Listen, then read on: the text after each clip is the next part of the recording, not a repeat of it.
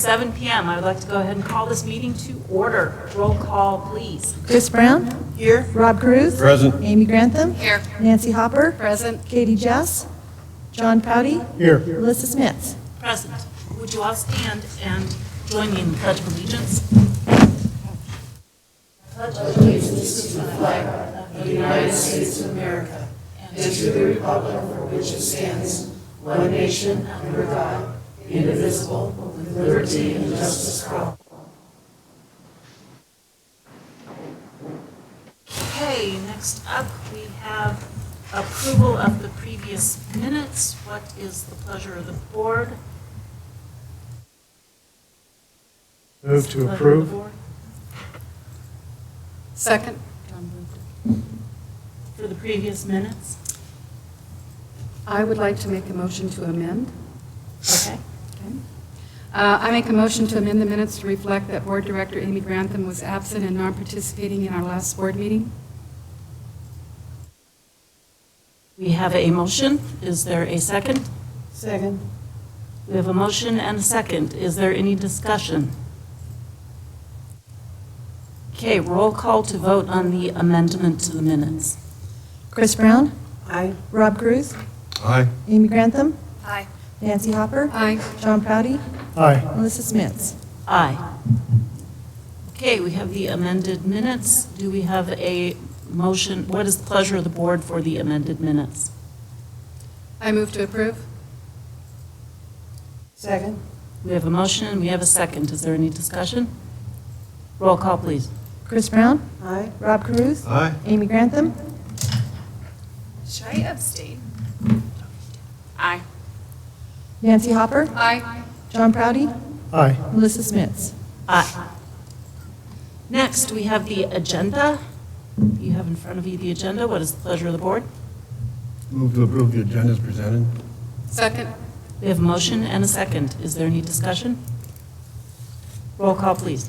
Chris Brown? Aye. Rob Cruz? Aye. Amy Grantham? Aye. Nancy Hopper? Aye. John Prouty? Aye. Melissa Smits? Aye. Next on the agenda, we have an executive session. CRS Section 24-6-402, subsection 4, subsection B, legal advice. Board to conference with an attorney for the purpose of receiving legal advice on specific matters pertaining to the best health plan withdrawal, dissolution, and claim. What is the pleasure of the board? Are you making that motion? She is. I move that the Board of Education convene an executive session pursuant to Colorado Revised Statute, Section 24-6-402, subsection 4, subsection B, for the purpose of legal advice, or to conference with an attorney for the purpose of receiving legal advice on specific matters, best health plan withdrawal, dissolution, and claim. And I would like to invite Mr. Rob Sanders, Superintendent, Mr. John Farrow, partner at Semple, Farrington, Everall, and Case PC, to attend the executive session with the board. Mr. John Farrow will be joining via electronically means. Director Hopper has made a motion. Do I have a second? And you don't have to go through it all. I second that motion. We have a motion and a second. Roll call, please. Oh, any discussion? Roll call, please. Chris Brown? Aye. Rob Cruz? Aye. Amy Grantham? Aye. Nancy Hopper? Aye. John Prouty? Aye. Melissa Smits? Aye. It is now 7:04 p.m. We will have a brief recess, and we will reconvene in the small room somewhat adjacent to this room, so it should take us about 3 minutes to get there, at which point we will reconvene with a recording. All right, we are recessed. Oh, paranoia going on here.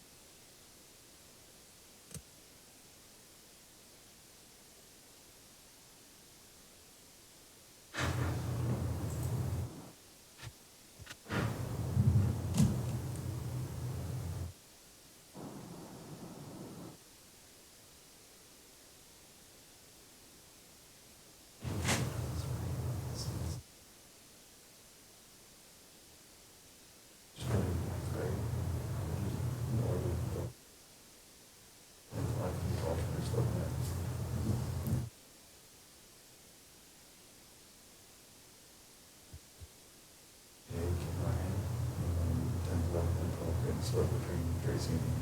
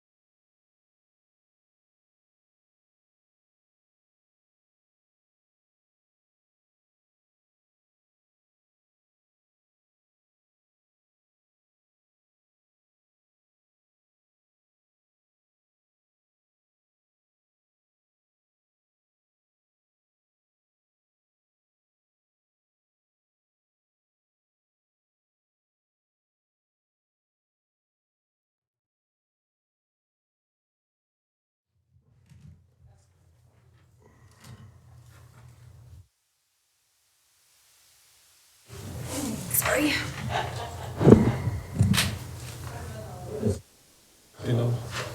Sure. Well, I mean, you might want to.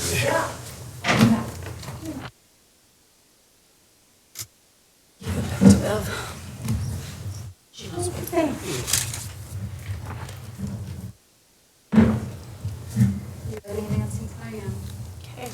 It is now 7:38 PM. We have adjourned from executive session, and we are now coming back into the regular session. Next up, we have a special presentation. We have with us Mr. Tilden and Mr. Heaps to give us an update, I hope. I really wish it was hot in here because Bev was gracious enough to give us some swag. So I was going to be like, oh my gosh, it is so hot in here that I have to take this off. So we need music. We're now Bev. We got hats, we got shirts, we got all the kids. Okay. So.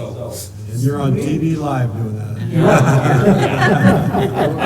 I told her, I was like, I might do this, but I was like, I don't know, is that like weird? She's like, no, do it. All right, it's fine. Not weird for that. So, yeah, we're here to talk about kind of the extension of the project that we came and presented to you guys, I guess almost exactly 2 months ago, I think, the middle of May. This is the additional scope that we needed some additional time to develop. We weren't prepared at the time to present this scope with the final cost. We've got all that ironed out at this point, and we're going to kind of be going through a couple things that were planned from the get-go, and then a couple other items that we've added to the project for your consideration over the last couple months. The other thing I'll take time to update you guys on is the current progress on the lighting is making really good progress. We're about halfway done with the high school. That was projected to take about 2 weeks. I think we're about a week into it, so we're pretty much right on schedule. Your facility staff has been phenomenal to work with. It's been, they have a lot of space that they've allowed us to store materials in, logistics of figuring out where to keep material for various different job sites. They've been awesome to work with, so really appreciate their hard work that they've put into this as well. Going to hand it over to Colton to talk about the chiller project and then this facility's building automation system. Yep, so both of these scopes, as Aaron mentioned, were originally kind of planned for all of them. Unfortunately, when we first came in and did a quick assessment, we identified that the chiller needed to be replaced. The older chiller at the high school is at the end of its life. It's going to become a maintenance problem pretty soon. Needs to be replaced. Unfortunately, it's constrained on all 4 sides. And even if we replace it with the same capacity chiller that had the same amount of cooling capability, it wouldn't fit there. Kind of future-proofing it, looking forward to the next phase of work that's going to happen at the high school. We're going to recommend actually moving more of the cooling equipment onto that chilled water system that's a lot more efficient for maintenance. And so we're actually recommending to increase the cooling capacity of that chiller. So it definitely would fit in that space. It's kind of nestled into a corner of the building. It's got a transformer on one of it that we really can't move. And then the newer chiller was set down right on the other side of it. I have a cursor, so you can see right here. So for those who aren't familiar, this is on the east side of the building by the food delivery in that kind of parking area. So the building is right here and right here. And then this transformer, which is the main building transformer, so not easy to be moved, is about 3 feet away from that piece of equipment. The other thing is the food service delivery is kind of down here. So in order for the trucks to be able to make their approach and exit, we couldn't even if we wanted to, we couldn't move this transformer further this way because there's no room for then the food delivery service. So we kind of were constrained in more ways than we could have imagined. We went through about 10 different We did a lot of versions. brainstorming with our own engineers, with the subcontractors that did on this project, kind of what they could bring to the table, ideas they could offer.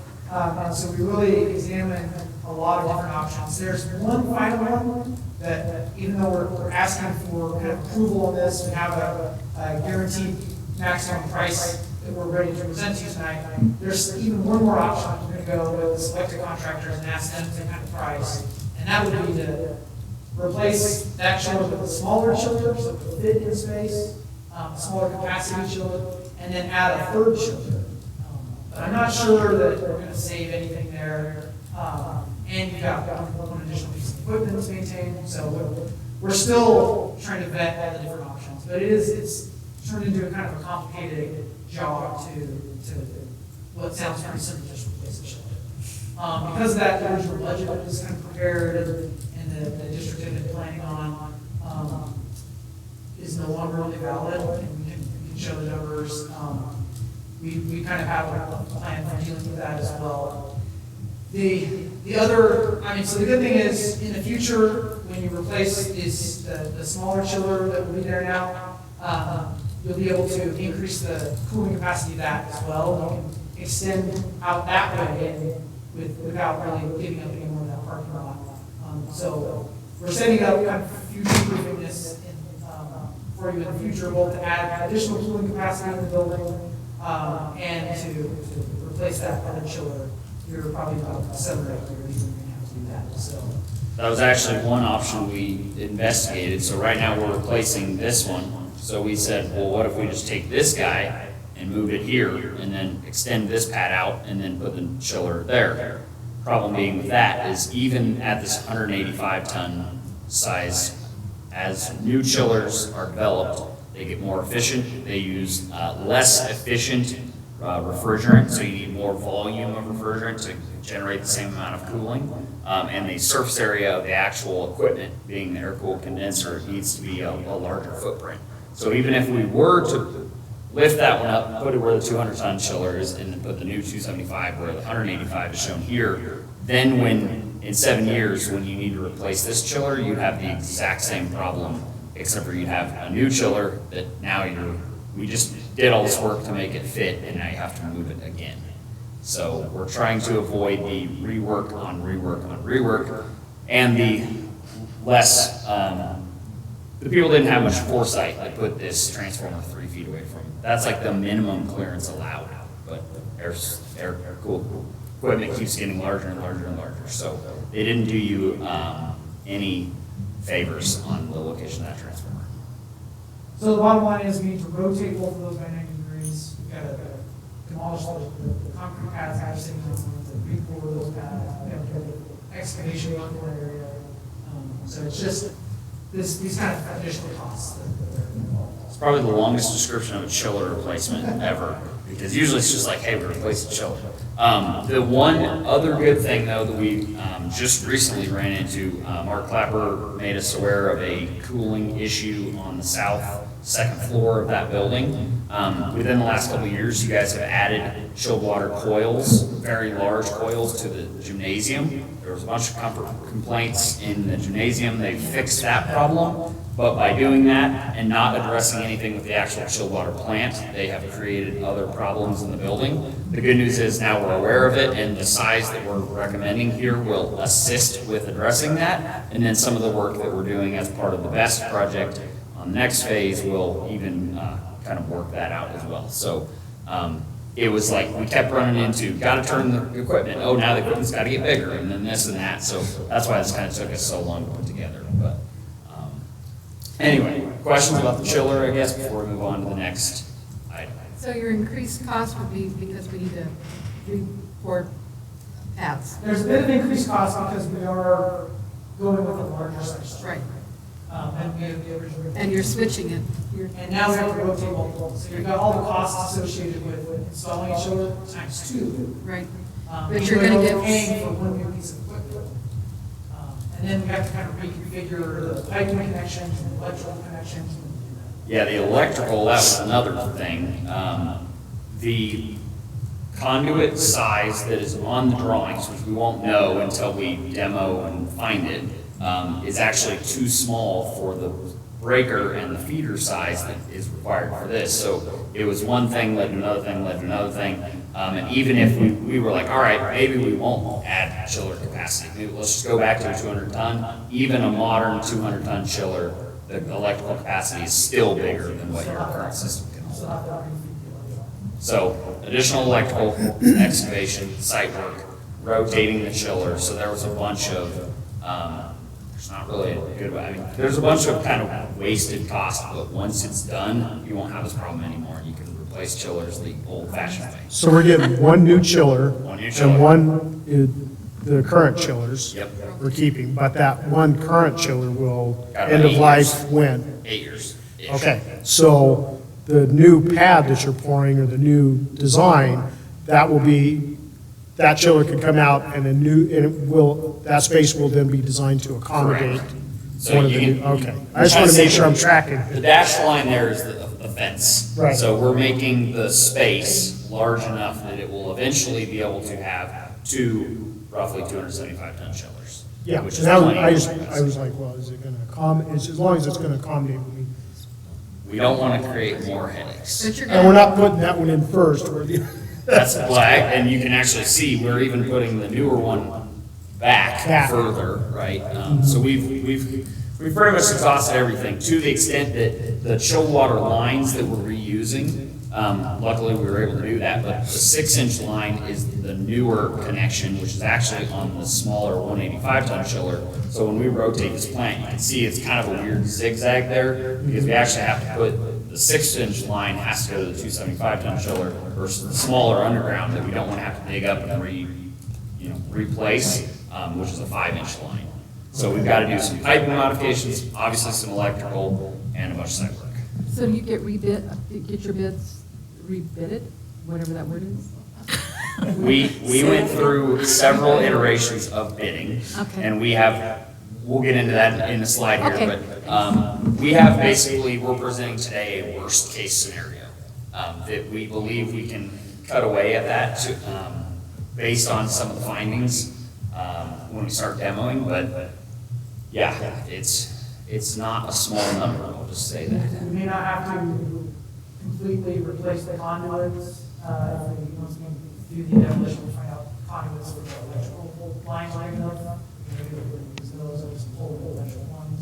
Well, it's an unknown until you get in there. There's a bunch of unknowns.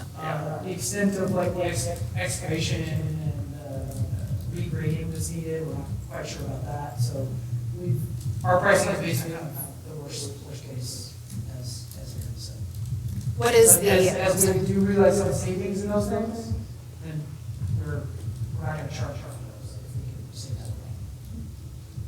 Your question? I did, I was just going to ask if there's any compromise to the function of the chillers with the extended lines. It looks like there's quite a bit more of a line than there is It's now. actually better, because we're switching, right now you've got 185 tons going into a smaller line and 200 tons going into a smaller line and 185 going into a bigger line, so it will actually improve the capacity of those lines. Good question, though, but the length, that additional length of the chilled water piping won't really affect that.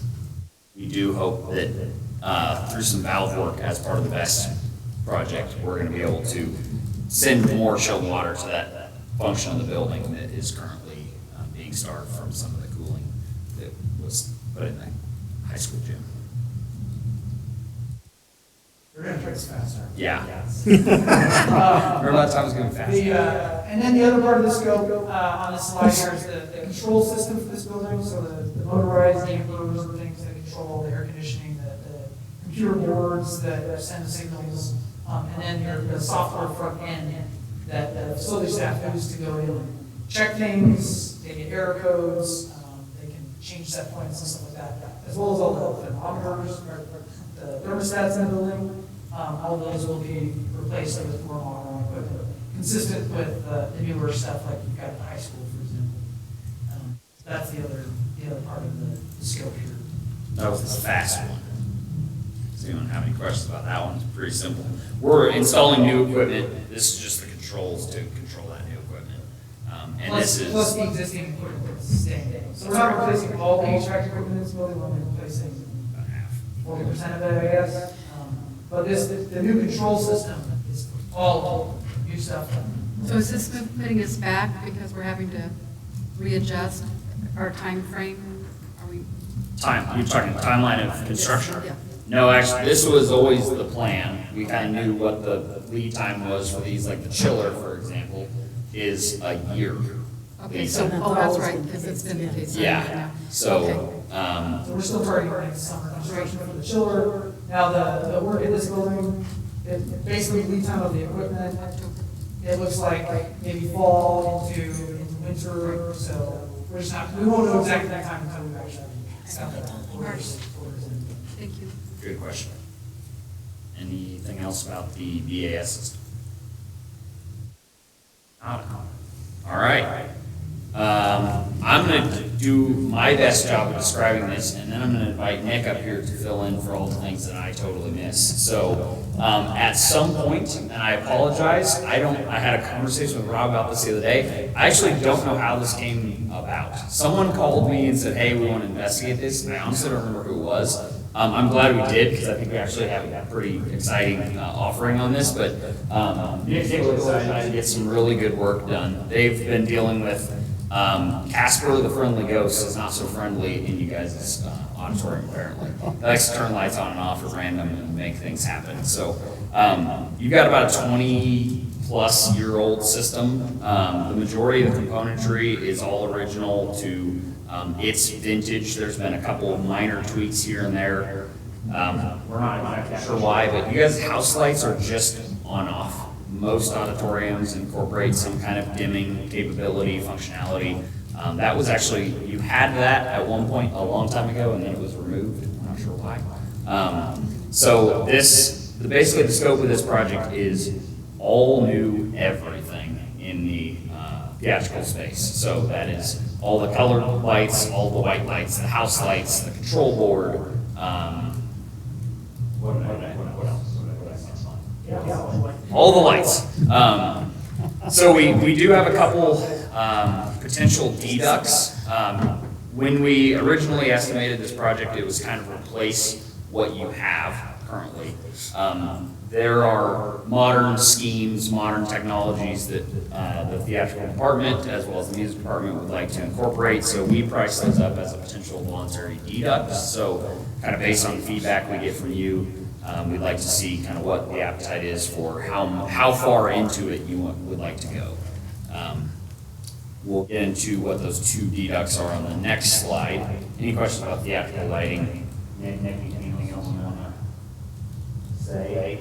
Just to say, when you introduce the, a lot of like movie had a pretty LED, and so that's that point that we want to make the jump up in terms of, the functionality as opposed to just, literally like changing a voltage, making the difference. LED, we can like colors and effects, and, it's just kind of that next level that a lot of schools and churches are running. So that's something we're really excited about, and we'll be able to. They're not This as, system is, for anyone that has been to Brush Elementary School, I believe it is, the newer, they have like a Boston, is that, sorry? Yes, this is like basically that. So if you've ever been over there, this is very, very similar to that. We did receive multiple proposals. Nick has spent hours going through those proposals, figuring out exactly what the differences are. And I think we did end up going with the low bid of the two. They were very similar to one another, but I think the product we were more comfortable with some of the additional features this side to offer. Yeah, and looking at, researching all the models and looking at what was, and was on the companies. We found this was kind of the best way we had, without going through sensitive and still upgrading the LEDs, so without going crazy on the LEDs, that, new lights and doing the same thing, we want to say, how we get the same functionality with that's what we're doing. Awesome. Any questions, comments, concerns? Who's excited? I'm excited. Okay.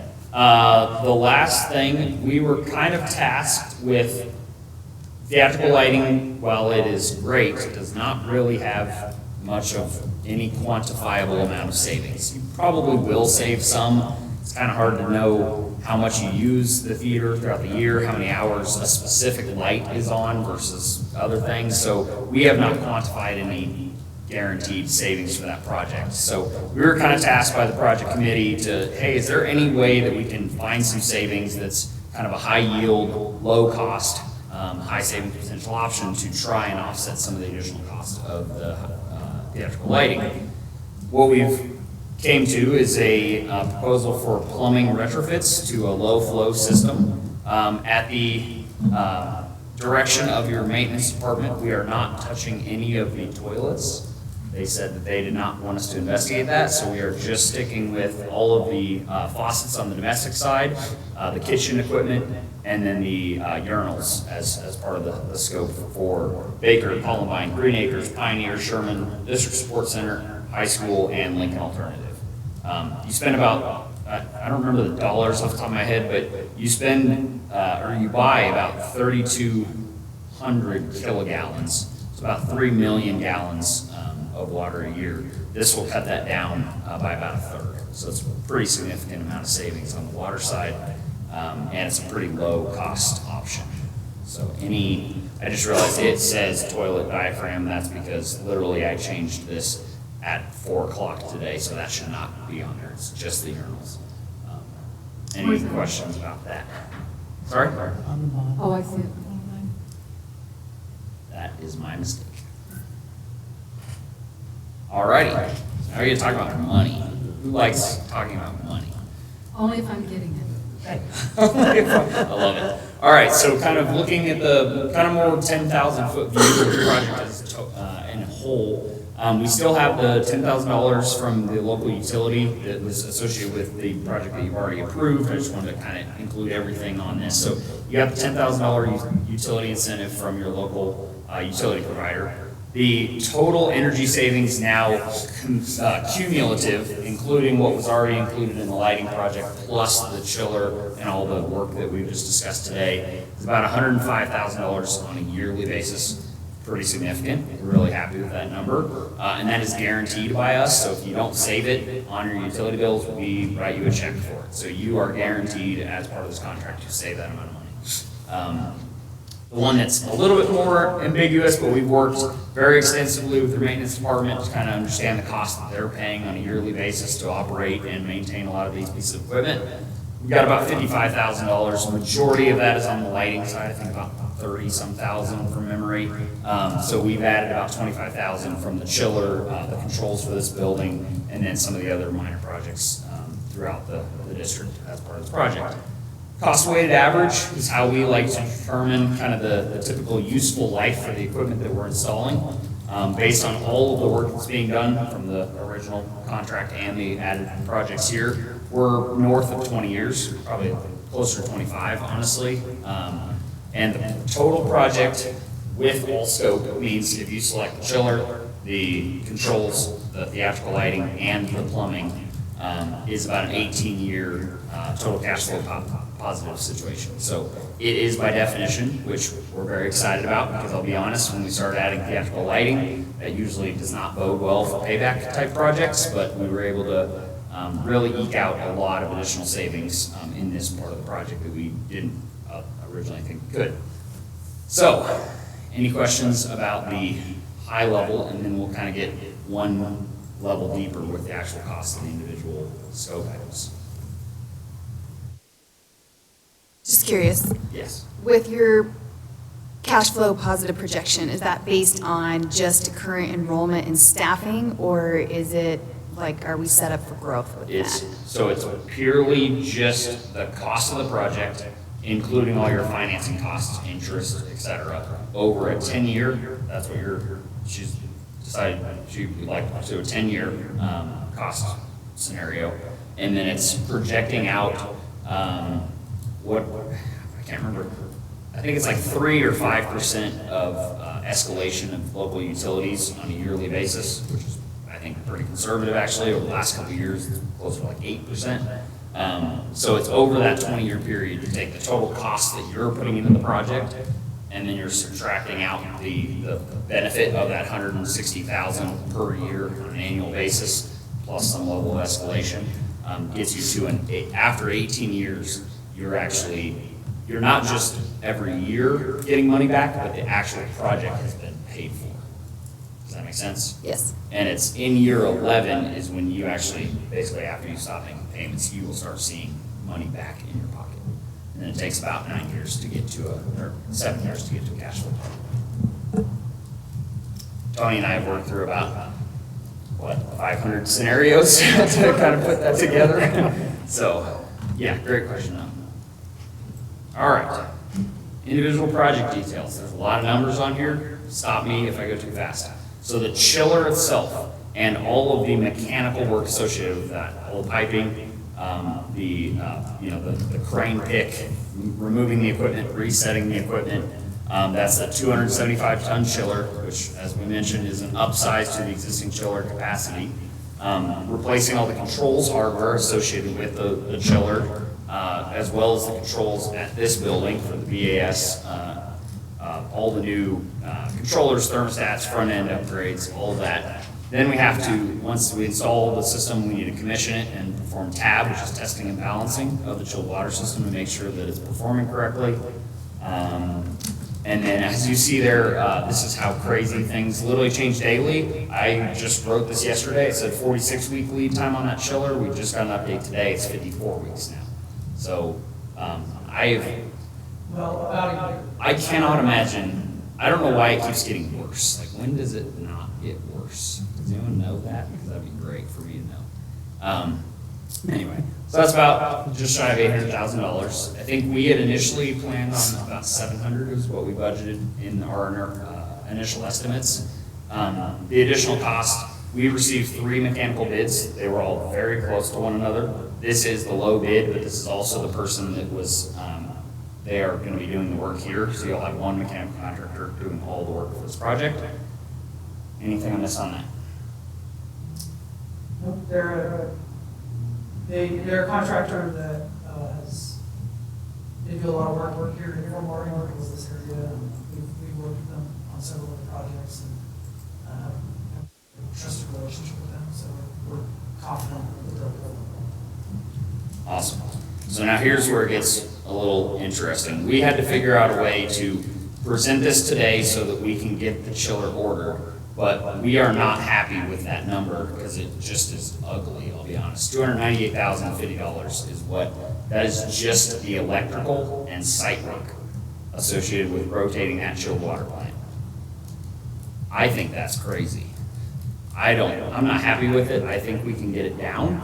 We've identified some local people that we're going to be reaching out to try to drum up interest. We tried on a previous attempt to try and get some of these local folks interested. I think if I go to them now and I say this project is budgeted, it's happening, we need your help, I think they'll be more interested and potentially provide us a number, because before we called and they just wouldn't even call us back.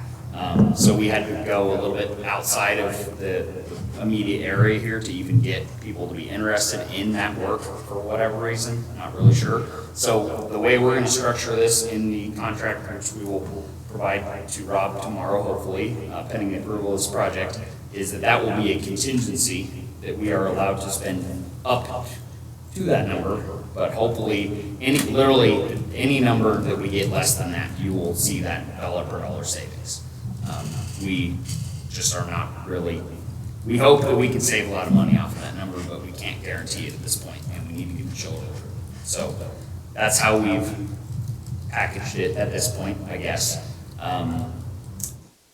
Moving on to the next one, theatrical lighting. As I mentioned, there's some deduct options on here. So the theater lighting, full redesign, that's everything that we discussed on the previous slide, $239,404. There are some additional capabilities of that system that they don't currently have. If you want to just basically say, we're comfortable with what we have right now, we just want it to be LED, there's potential of an $87,000 deduct off of that 239 number there. And then the last deduct there is the $11,000. That is, you will have LED house lighting, you will just maintain your on-off current functionality. The $11,000 is what it would cost to replace that controls panel and all the associated hardware to make it have full dimming capability and communicate to the big control board versus light switches like you have right now. And then the last one, plumbing retrofits, about $89,000, has about $6,000 in savings, so from a savings potential, it's fairly decent. But we are presenting these as true a la carte options. You tell us which ones you want, don't want. The only exception to that is we can't do the chiller without doing the rotation. So that's a necessary evil. Any questions, comments, concerns? Did we plant the money tree yet? So I will say, The architects with the chiller, they should have planted that money tree. yeah, they really should have done that. That was a bad decision.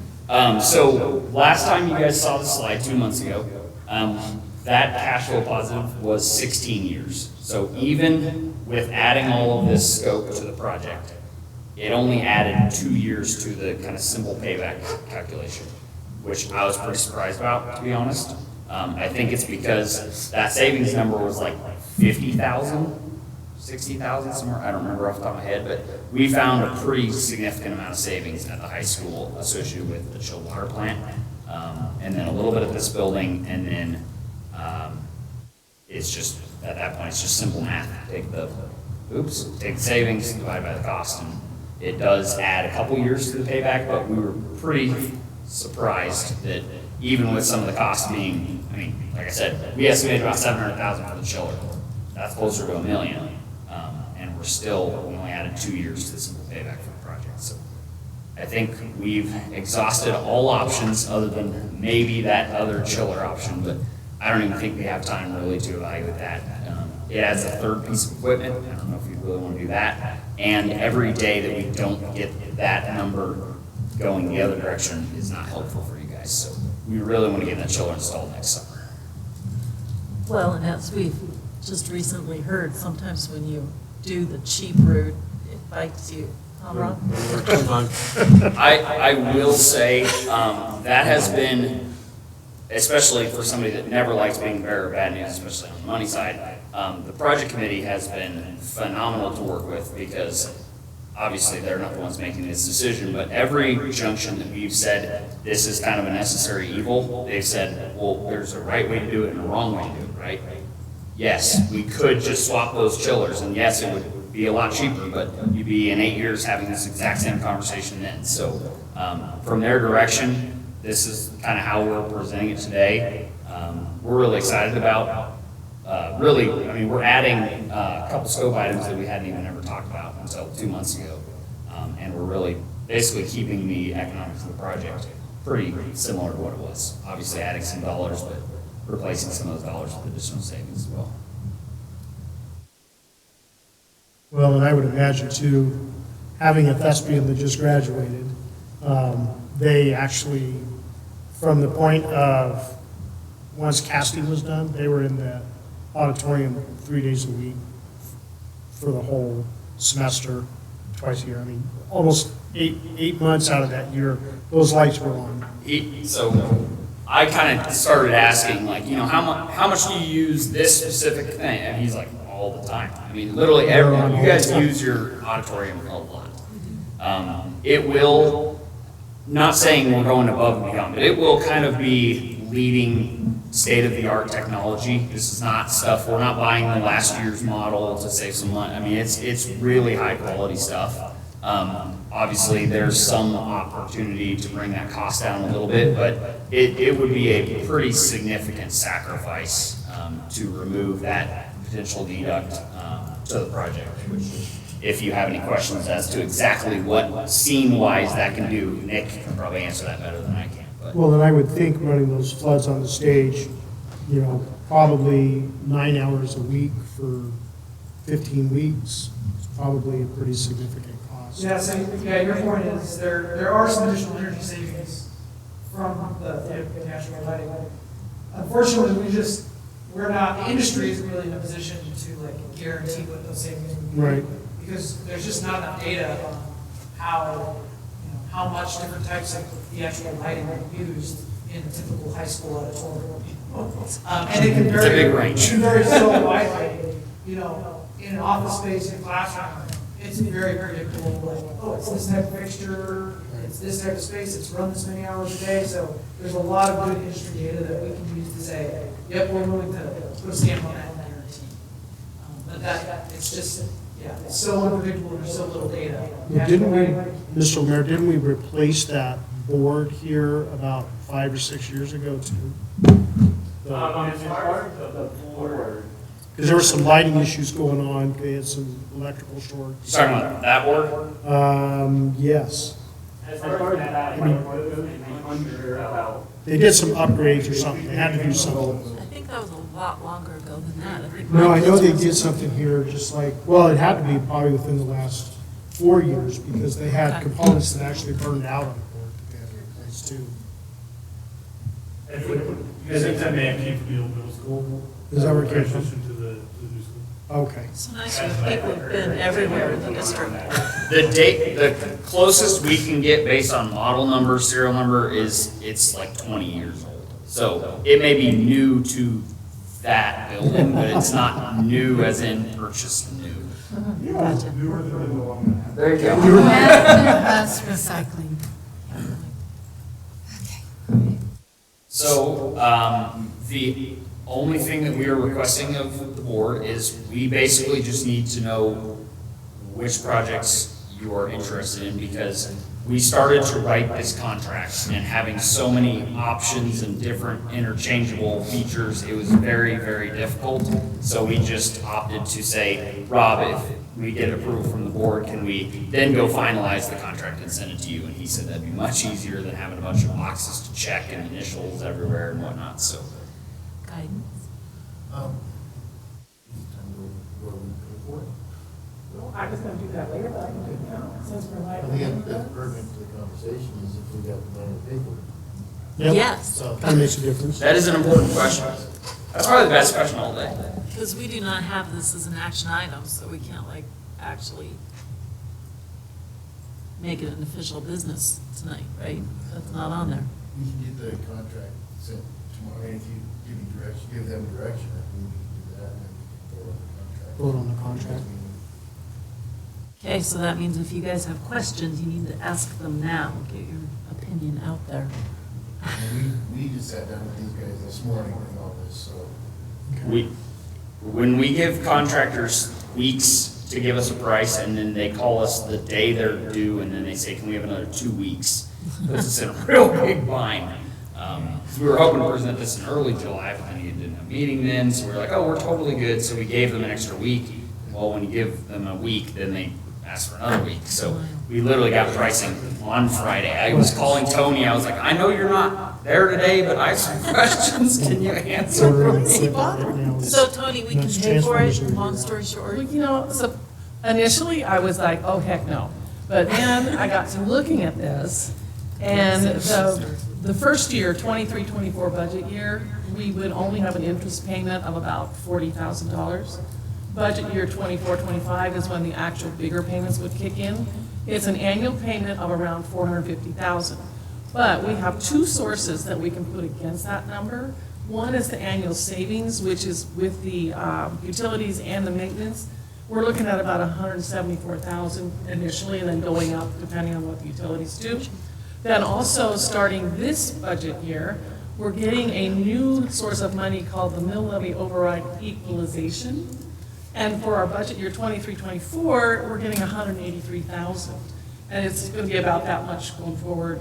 So between those two numbers, we're at $358,000, which, you know, that is less than $100,000 difference. We also can pull money in from our regular mill levy fund, because it's going for repairs in the district, so that is a usable source of funds.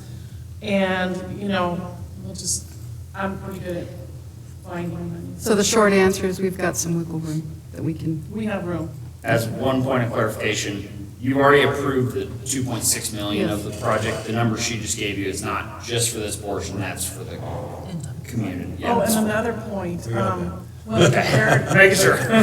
when I did the budget for 23-24 that we just approved, I had figured that the $600,000 down payment and the first payment would be done in 23-24.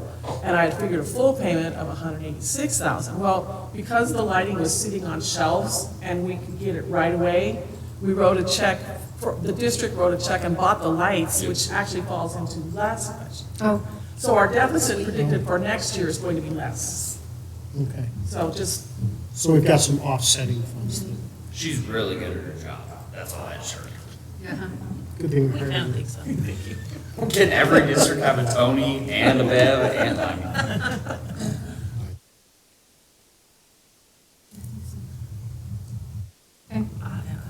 Yeah. So, and I'm usually the one that says, you know, we have one shot at this, and if we want to do it, then I was pretty excited about the theater lighting, I was pretty excited about not only excited about local, but we said, no, we're not doing that. that's hard to get excited about, I'm not gonna lie. Yeah, famous last But word. the project overall, you know, and you got one shot at it, and if you've got funds now, we should probably. well, and another point that really I liked is if we had extra money, we can prepay this down and there's no penalty. So we would save on the interest in the end, so. Awesome. I think you And I'm a guys have proponent, a. If you're gonna do it feeling. right the first time. We are not the Band-Aid people. Don't do this piecemeal stuff, because I've seen that. The chillers were probably a piecemeal. Yes. And then this is where, what it gets us, so, I mean, I think it's just one of those, you have to do the investment in the future. Awesome. We're glad you shared that with us. That's the way we approach things. So I guess we're saying we trust you guys. Perfect. We like hearing that for sure. But we know where you live, too. That's pretty easy. Yeah, there's this thing called the internet. You just like Google people, you can find weird shit. Stuff. That's a great, I have this social response too, so. Yeah, that's okay. Sometimes I don't filter well either. Awesome. Blushing. It's Well, Okay, thanks. thank you so much. Thank you, Appreciate it. guys. Thank We you, guys. appreciate you. And I can't wait to see the Legion Field stuff too. Okay, we are cruising on to number 4, opportunity for the audience. Would anyone like to present any public comments? Okay, next up are reports. First of all, the board reports. Guess what time it is? It's coming up, the election time. So, November elections 2023, call for nominations opens August 9th. First day for nomination petitions to be circulated is August 9th. Last day for submitting is September 1st. Last day for the audio recording of your name with the county clerk is September 1st. Last day to submit an affidavit for a write-in candidate is September 1st. And the election will be canceled if there are only 4 petitions received for the 4 seats. And that would happen September 5th. And the last time that happened was 8 years ago. I know that, because I was one of them. So election day is November 7th. We approved Mrs. Bev Morford as our designated election official at the board meeting on April 17th. And the board will be asked to approve the coordinated election and the call for nomination as action items later in this meeting. Bev, do you have anything to add to that? Okay. All right, any other person on the board have anything to report? All righty then. Moving on to our superintendent, Mr. Sanders. Wonderful, thank you. A couple things that didn't make it, as I was sitting there this morning thinking about it. There's a little change to next year's beginning of the school year. We had talked about not doing a big breakfast and a welcome back due to the fact we have some agreement with our association about clerical time versus in-service time, and we wanted to use some in-service time. And so we thought about doing it a little bit differently next year. At the beginning of the year, we have a day where we have everybody, half the staff in the morning, half the staff in the afternoon for some Capturing Kids' Hearts. And we would take about 15 minutes of each one of those to, we had originally talked about just wandering from one building to the next one, but that seems really difficult. And so we're going to try something different. It may not work, it may work. We're going to try it, but we're going to do our welcome back twice, once for the morning session, once for the afternoon session, and anybody's welcome to come to those, and I'll get you the 11th. 10th and 11th. 10th and 11th of August. And so it's a little different.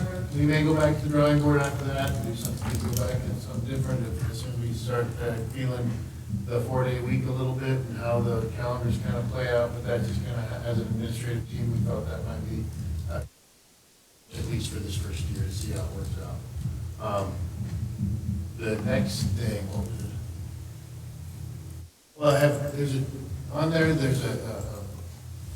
I was called the other day, these Education First tours, called, and I had met their director down in San Antonio at AASA this last year, and she had asked if I wanted to attend a 5-day trip to the Dominican Republic and represent the Fort Morgan School District, where we go down and look at the Dominican Republic, their education system, do a tour of 2 of the towns on the northern coast, and that's going to happen on October 5th through 9th this year, which I'm pretty excited about, being selected to do that. So it's 99.9% all expense paid.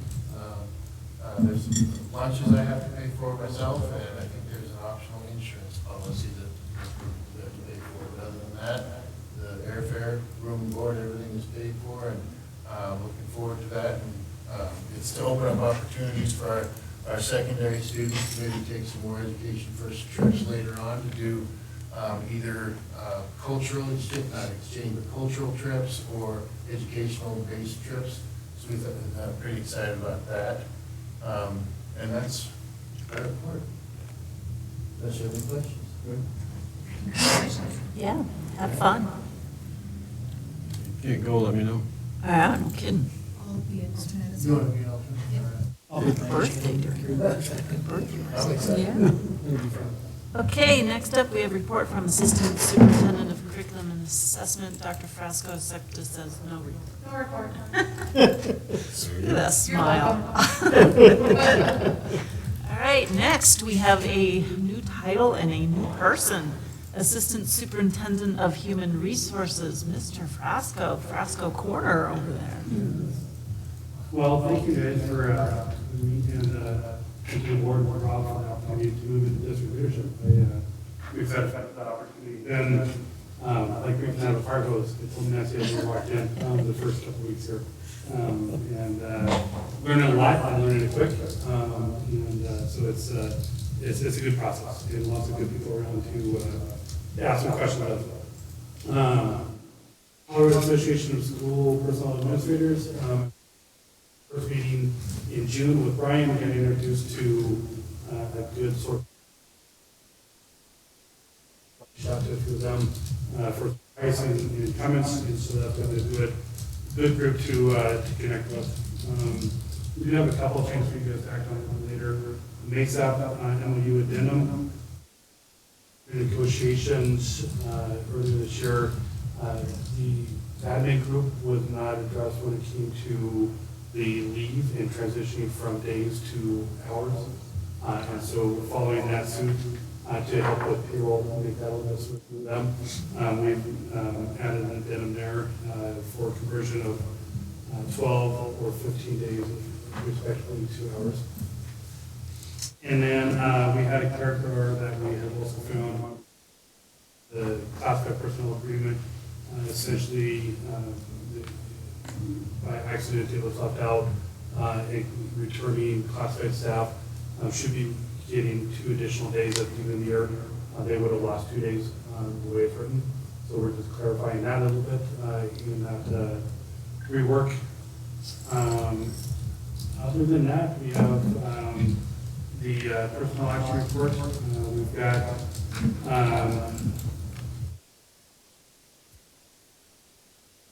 so we have 3, since Ed came on, 3 certified or 6 last board meeting, 3 certified that we've hired and 11 classified,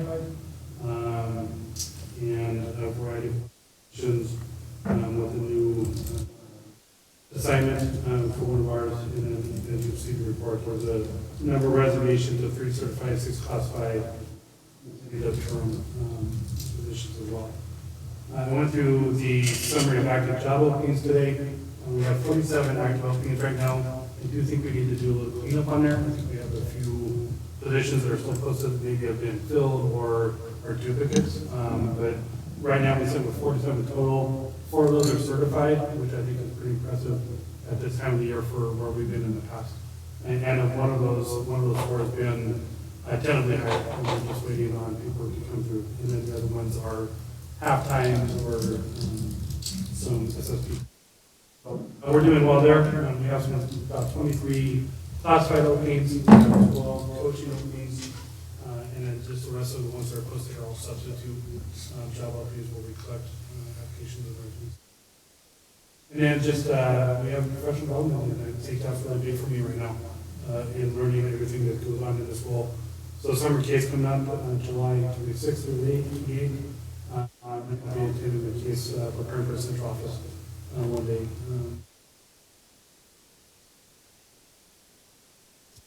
Questions? Thank you and welcome. Thank you. Nice to have you. All right, next up, Chief Financial Officer, Ms. Miller. Most of my report I gave previously with the Millig people. I just wanted to report that we have rolled our year over to 23-24 officially. Got the budgets loaded. Penny and Gina are working really hard because we still have one unfilled position in finance. We're still looking for someone, but we're trying to get a good fit so we don't have a revolving door there. But they're working real hard to keep everything caught up, and I just can't believe the progress we've made in a year. So it's exciting. Good job. Any questions for her?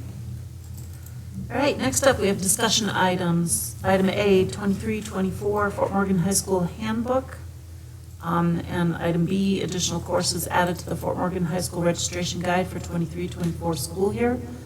Does anybody want to say anything, ask questions, Mr. Anderson, who's here?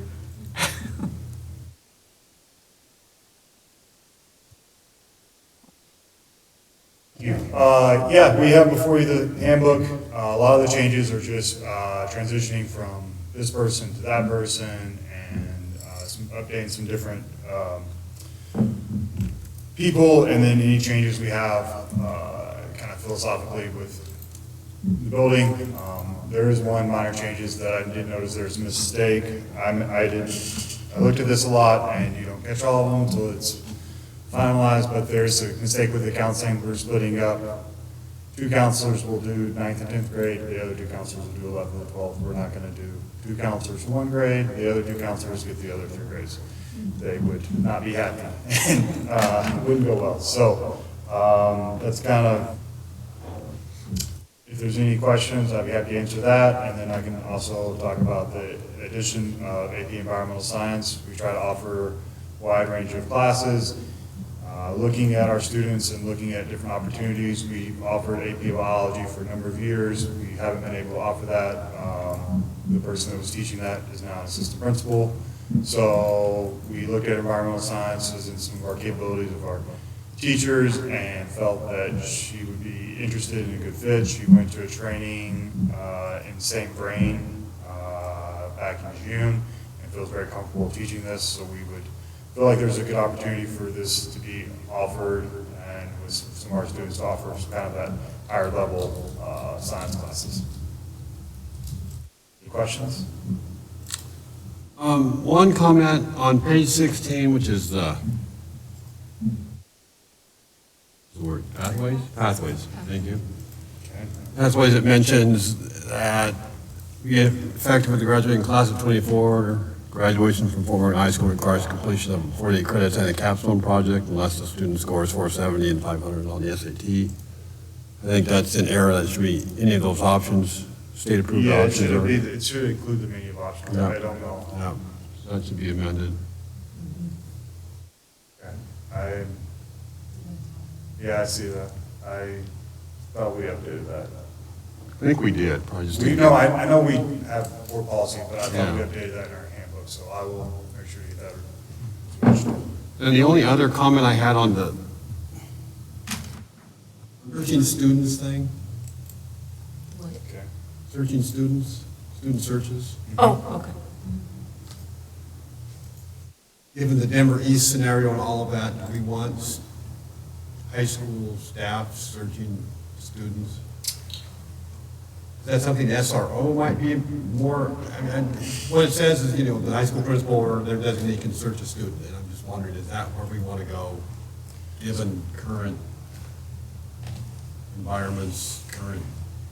Obviously, I think safety is the number one priority at our school, and so anytime there's a search performed, it's done with multiple faculty members or multiple admin staff.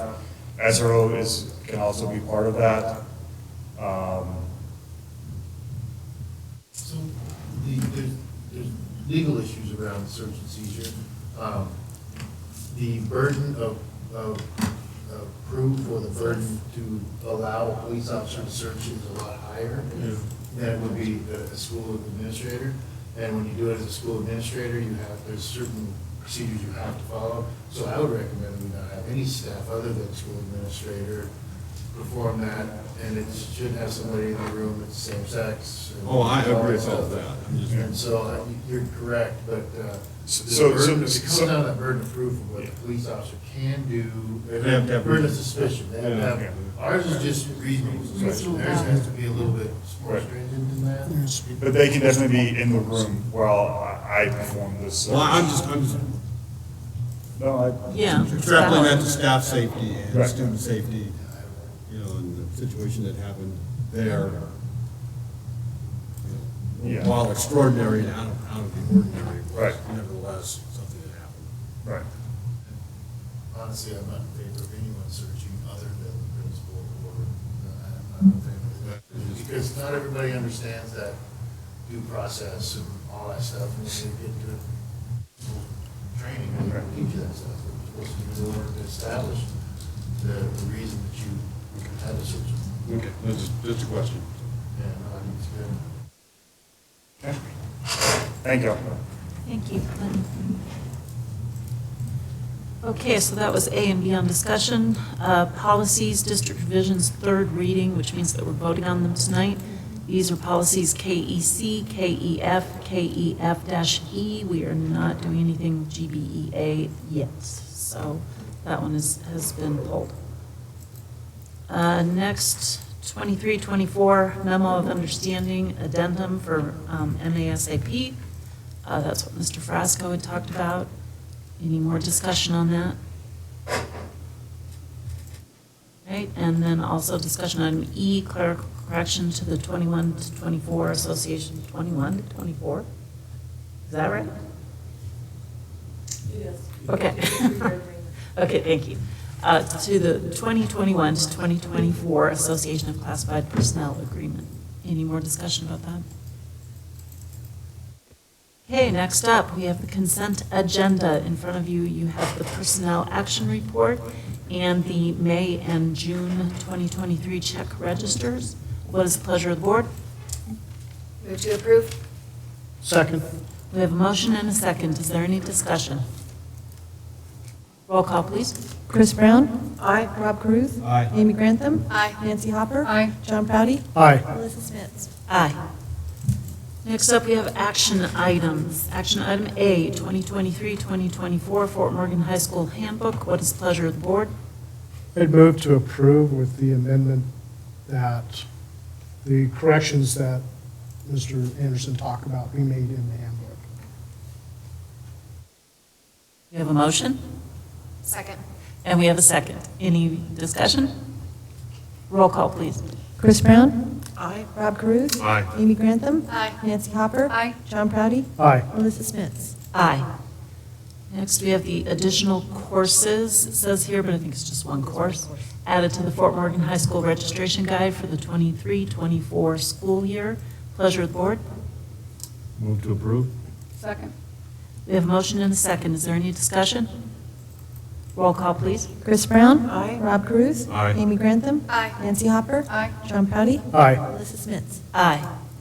Action item C are those policies, the district revisions, third reading, policies KEC, KEF, KEF-E. What's the pleasure of the board? Move to approve? Second. We have a motion and a second. Is there any discussion?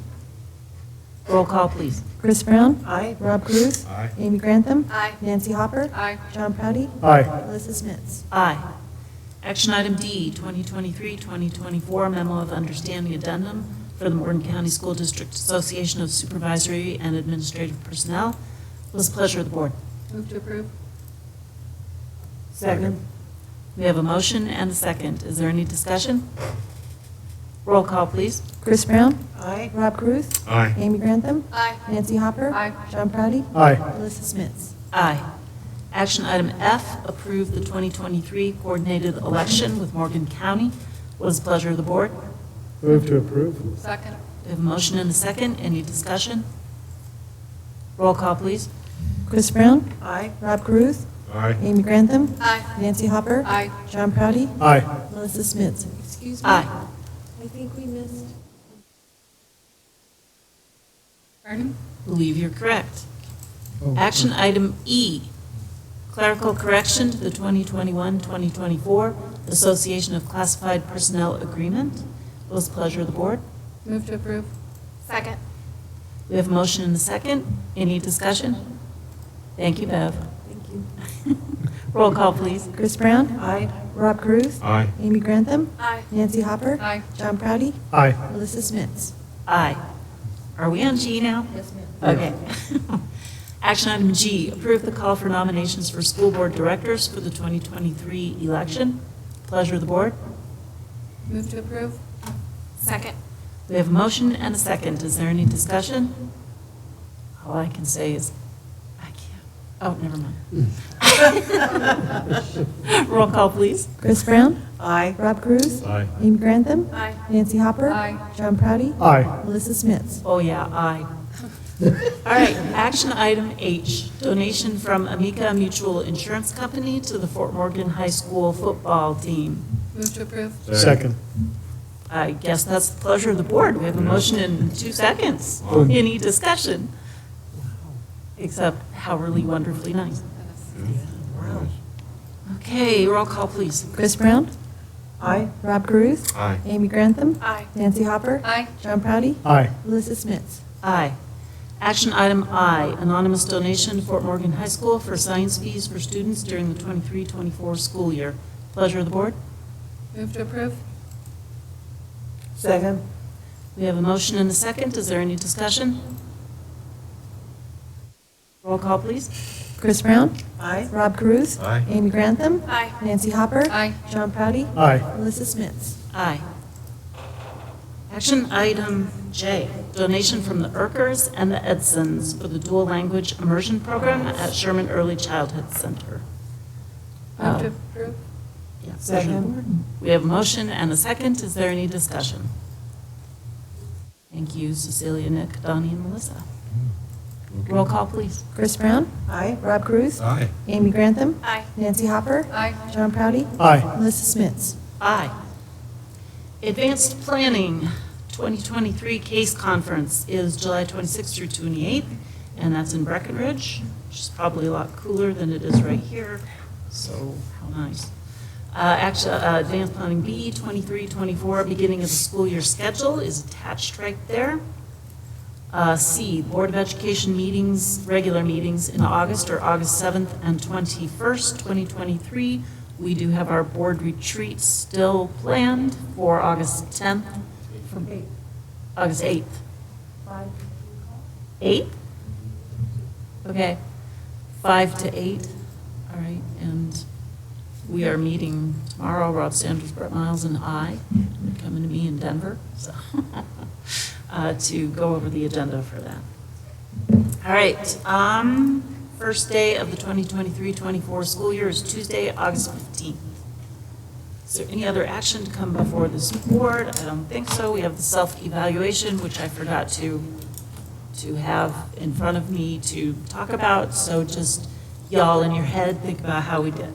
And we are adjourned at 8:41 p.m.